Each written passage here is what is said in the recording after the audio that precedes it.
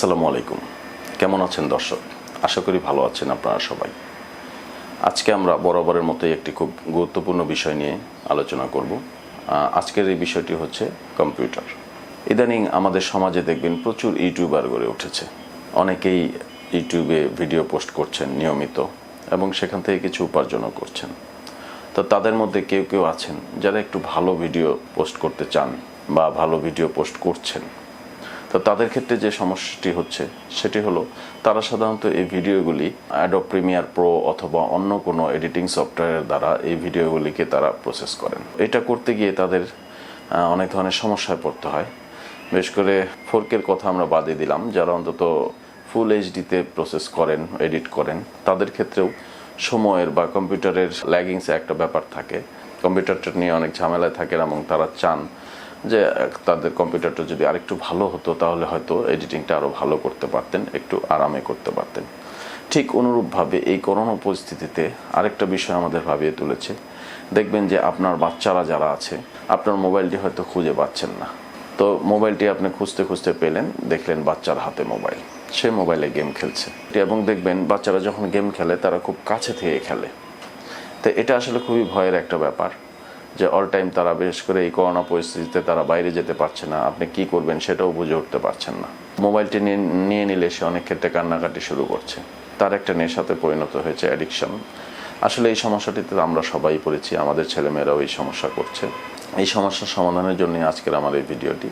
আপনি হয়তো চিন্তা করছেন তোর বাচ্চাকে হয়তো আপনি একটা মোবাইল যখন চালাচ্ছে তা একটা কম্পিউটার কিনে দিলে কেমন হয়। আপনার কোনো আত্মীয় বলছে হ্যাঁ দিলে ভালো হয়, কেউ বলছে না পড়াশোনার ক্ষতি হবে। এই সমস্যাগুলো আমাদের আসলে রয়ে গেছে। তারপরেও আমি যেটা বলবো যে নিয়মিত মোবাইল চালানোর থেকে যদি আপনার বাচ্চা একটা কম্পিউটার চালায়, সেখানে যদি গেমও খেলে, তবুও সে কিছু না কিছু শিখতে পারবে।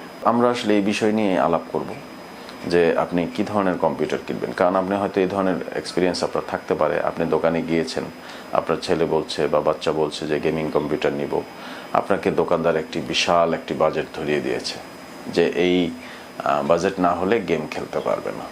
আসলে এটা ঠিক নয়। আমরা আসলে সেই বিষয়টি আজকে আলোচনা করব যে আপনি কি ধরনের কম্পিউটার কিনবেন। বেসিক্যালি আমরা যে কম্পিউটারগুলিকে গেমিং কম্পিউটারগুলো বলে থাকি বা ভিডিও এডিটিংয়ের কম্পিউটার বলে থাকি, এগুলি আসলে একই ধরনের কম্পিউটার। এগুলি আসলে জাস্ট নর্মাল কম্পিউটারের চেয়ে একটু শক্তিশালী। যে কম্পিউটারগুলি যত বেশি শক্তিশালী সেগুলি ভিডিও এডিটিং এবং আপনার গেমিংয়ের জন্য আসলে ততটাই উপযোগী। বাচ্চাদের জন্য বা নিউ ইউটিউবারদের জন্য আসলে কি ধরনের বাজেট পিসি আমরা তৈরি করতে পারি, কোন পিসিটি তৈরি করলে আমাদের আসলে কাজও হবে এবং আমাদের আর্থিক সাশ্রয় হবে।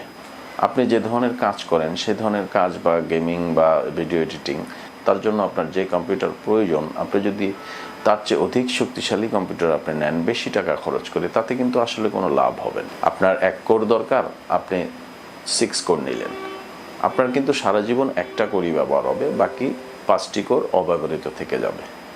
সো আপনি আননেসেসারি টাকা নষ্ট কেন করবেন? তাই আসুন আজকের ভিডিওতে আমরা দেখি যে কিভাবে একটি মানসম্পন্ন একটি বাজেট পিসি আপনার প্রয়োজন অনুযায়ী আপনি তৈরি করতে পারেন। তো চলুন শুরু করা যাক ভিডিওটি। তা আমি আগেই বলেছি যে আজকের ভিডিওটি আসলে কাদের জন্য, যারা ইউটিউবে 5, 10 বা 20 মিনিটের ভিডিও আপলোড করে থাকেন এবং যারা 4K তো করেন না, সাধারণত ফুল এইচডি পর্যন্ত করেন, অথবা তারা যদি চান ইচ্ছা করলে আমাদের এই যে পিসিটি আমরা বিল্ড করব এটি দিয়ে তারা 4Kও করতে পারবেন, কোনো সমস্যা হবে না। যারা গেম খেলে তারা সাধারণত কি গেম খেলে দেখবেন হয়তো তারা ফ্রি ফায়ার, রোড র্যাশ বা পাবজির মতো গেমগুলি খেলে, যে গেমগুলি এই পিসিটি দিয়ে অনায়াসেই খেলা যাবে। সো আপনি যদি হাই এন্ড গেমার না হন বা প্রফেশনাল ভিডিওগ্রাফার না হন, ভিডিও এডিটর না হন, যে কিনা নাটক বা সিনেমার ভিডিও এডিট করেন, তবে আপনার জন্য এই পিসিটি খুবই উপযোগী বলে আমি মনে করি। বাজেট একটি পিসি হবে। আননেসেসারি বেশি টাকা খরচ করে বেশি ভালো পিসি তৈরি করে যেটা আপনার প্রয়োজনই নেই, সেটা তৈরি করার আমি কোনো যুক্তিযুক্ত কারণ দেখি না।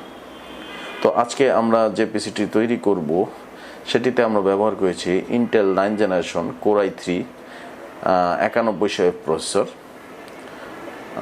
এটি 9 জেনারেশন যুগোপযোগী একটি প্রসেসর এবং মিড রেঞ্জের বেশ ভালো একটি প্রসেসর এটি। এখানে আমরা মাদারবোর্ড হিসেবে ব্যবহার করেছি gigabyte B365M DS3H DDR4 9 generation 8 generation motherboard. এটাতে 9 জেনারেশন সাপোর্টেড। এটাতে আপনি আপগ্রেড করতে চাইলে Core i5-7 পর্যন্ত এটাতে আপগ্রেড করতে পারবেন। এখানে আমরা র্যাম হিসেবে ব্যবহার করেছি, আপনি যে কোনো র্যামই ব্যবহার করতে পারেন। আমরা দুটি র্যাম ব্যবহার করেছি, 4GB দুটি RAM, team delta USD 4GB 2600 megahertz 8GB RAM. যেহেতু এখন মানুষ একটু 8GBর দিকে ঝোঁক আছে, লাইটিং পছন্দ করেন, তাই আমরা এখানে 8GB র্যাম ব্যবহার করেছি। 2 স্লটে আমরা ডুয়েল চ্যানেল ব্যবহার করব, 2 স্লটে দুইটি 4GB 8GB। আপনি এখানে কর্সারও ব্যবহার করতে পারেন, আরও অনেক র্যাম আছে, আপনার যেটা খুশি আপনি নিতে পারেন। দাম প্রায় সবগুলোই কাছাকাছি। আর এখানে আমরা স্টোরেজে ব্যবহার করেছি 120GB M.2 SSD। এইচডিডি তো আমরা এখন আর ব্যবহার করব না, এইচডিডিতে আসলে পিসি অনেক স্লো হয়ে যায়, তো সেক্ষেত্রে আমরা এসএসডি ব্যবহার করতে পারি। তো আমাদের যেহেতু M.2 স্লট রয়েছে, আমরা এখানে 128GB একটা M.2 SSD ব্যবহার করেছি, যেটা মাদারবোর্ডে লেগে যাবে। আর যদি প্রয়োজন মনে করেন, আপনি পরবর্তীতে আপনি আপনার পুরাতন হার্ড ডিস্কটি অথবা একটা এসএসডি কিনে লাগাতে পারেন। গ্রাফিক্স কার্ড হিসেবে আমরা এখানে ব্যবহার করেছি গিগাবাইটের GeForce GT 1030 2GB DDR5 graphics card. এটি আপনি যে ধরনের ভিডিও করেন, এটি দিয়ে 4K ভিডিও করতে পারবেন কোনো প্রকার বাফারিং ছাড়া। আপনি অনায়াসে 4K ভিডিও এটাতে করতে পারবেন। আমরা সাধারণত 99% লোকই কিন্তু আমরা 4K ভিডিও এডিট করি না, সো আমাদের জন্য এই গ্রাফিক্স কার্ডটি আসলে যথেষ্ট। আমি নিজে এটা ব্যবহার করে দেখেছি, এতে কোনো প্রকার সমস্যা হয় না। আর যে লো এন্ড গেমগুলি আমরা খেলবো, এখানে আমাদের বাচ্চারা যে গেমগুলি খেলবে বা আপনি খেলবেন পাবজি বা ফ্রি ফায়ারের মতো গেমগুলি বা অন্যান্য ছোটোখাটো গাড়ির গেমগুলি, ছোট না, মোটামুটি গাড়ির মিড রেঞ্জ গেমগুলো আপনি খেলতে পারবেন, কোনো প্রকার ল্যাগিং ছাড়াই খেলতে পারবেন, সমস্যা হবে না। আমরা এখানে যে মনিটরটি ব্যবহার করেছি, এটা 19 ইঞ্চি মনিটর। আপনি 19 করুন, 18 করুন, 21 করুন, যাই করুন, আপনি চেষ্টা করবেন ফুল এইচডি মনিটরটা নেওয়ার, মানে 1920x1080 রেজলিউশনের মনিটর। আর কিবোর্ড মাউস আপনি আপনার ইচ্ছা মতো লাগাবেন, তবে 500-1000 টাকা হলে খুব ভালো কিবোর্ড মাউস পাওয়া যায়, যেটা সত্যিকারে আপনার কাজে আসবে। আননেসেসারি বেশি টাকা খরচ করার কোনো প্রয়োজন আপনার নেই। তো এই ধরনের একটি পিসি বিল্ড করতে আমরা দেখতে পাচ্ছি এখানে একটা জিনিস খেয়াল করুন, এখানে কিন্তু আমরা 9 জেনারেশন প্রসেসর ইউজ করেছি, Core i3 9 জেনারেশন, ভালো প্রসেসর। মাদারবোর্ড এখানে আপনি Core i7 পর্যন্ত সাপোর্টেড মাদারবোর্ড আমরা ইউজ করেছি, ডুয়েল চ্যানেল, র্যাম সাপোর্টেড। তো আপনি মাদারবোর্ড আমরা ভালো ব্যবহার করেছি মোটামুটি। আমরা এখানে 8GB র্যাম ব্যবহার করেছি 2626 মেগাহার্টজের। আমরা এখানে M.2 SSD ব্যবহার করেছি। আমরা এখানে মোটামুটি মিনিমাম বাজেটের একটি গ্রাফিক্স কার্ড এখানে ইউজ করেছি, যেটা দিয়ে আপনি মোটামুটি সব কাজই করতে পারবেন। এখানে আমরা ফুল এইচডি রেজলিউশনের একটি মনিটর নিয়েছি। আমরা মোটামুটি মানের কাজের জন্য বেশ ভালোই বলবো কিবোর্ড মাউস নিয়েছি। তো এখানে একটি জিনিস না বললেই নয়, যেটি আমাদের এখানে আসলে ইনক্লুড করিনি আমি, সেটা হলো কেসিং। তো আমাদের এই পিসিটি চালানোর জন্য, আমাদের এই সিস্টেমটি চালানোর জন্য আমাদের যে কেসিংটি দরকার, তো সেই কেসিংটি আসলে আমরা নিতে পারি। আপনি পিএসইউ ইনক্লুডেড এবং সাইড প্যানেলে গ্লাস সহ যদি আপনি মোটামুটি মানের আপনি যদি একটা কেসিং নেন, 2400 থেকে 2500 টাকার মধ্যে আপনি বেশ ভালো একটা কেসিং পেয়ে যাবেন। সো আপনার এক্ষেত্রেও বলবো যে খুব ভালো একটা সেট হবে। তো এই সেট আমরা যে প্রাইস পেলাম, তাতে আমাদের প্রাইস এসেছে 42,000, অর্থাৎ 42,000-এর একটা সেট দিয়ে আপনি কমপ্লিট সেট দিয়ে আপনি মোটামুটি আপনি ভালো ভিডিও এডিট করতে পারবেন। যে নর্মাল যে পিসিটি দিয়ে আপনার হয়তো ভিডিও এডিট করতে, যেটা দিয়ে আপনার হয়তো 5 মিনিটের একটা ফাইল যেখানে হয়তো 25 মিনিট লাগতো, সেটা এখন হয়তো আপনি 12-13 মিনিটে করতে পারবেন, কোনো সমস্যা হবে না, এটা আমি নিশ্চয়তার সাথে বলতে পারি। এই ক্ষেত্রে যেটা হবে যে সমস্যা যেটা রয়ে যায় যে এই যে কোরাই 3 9 জেনারেশন যে প্রসেসরটি রয়েছে এটির সাথে আসলে এই যে আমাদের যে গ্রাফিক্স কার্ড আমরা ব্যবহার করেছি এটা আসলে মোটামুটি বলা যায় 100% বটলনেকই রয়েছে। কিন্তু তারপরেও আমরা যারা ভিডিও এডিট করব, ভিডিও এডিটের ক্ষেত্রে আসলে বটলনেকটা খুব একটা সমস্যা করে না।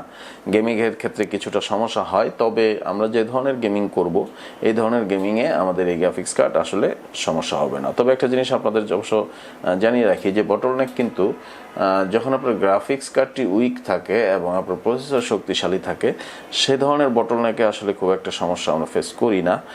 বাট যদি আপনার গ্রাফিক্স কার্ড স্ট্রং হয়, আপনার প্রসেসর যদি উইক হয় সিপিইউ, সেই ক্ষেত্রে আপনি অবশ্যই সমস্যায় পড়বেন। সেক্ষেত্রে এই ধরনের সেটআপ কখনোই রেকমেন্ডেড নয়। তো বন্ধুরা, আশা করি আপনারা বুঝতে পেরেছেন। আজকে আমি মূলত যে বিষয়টি আপনাদের বোঝানোর চেষ্টা করেছি সেটা হলো আসলে আপনার কতটুকু প্রয়োজন ঠিক ততটুকুই আপনি নেবেন।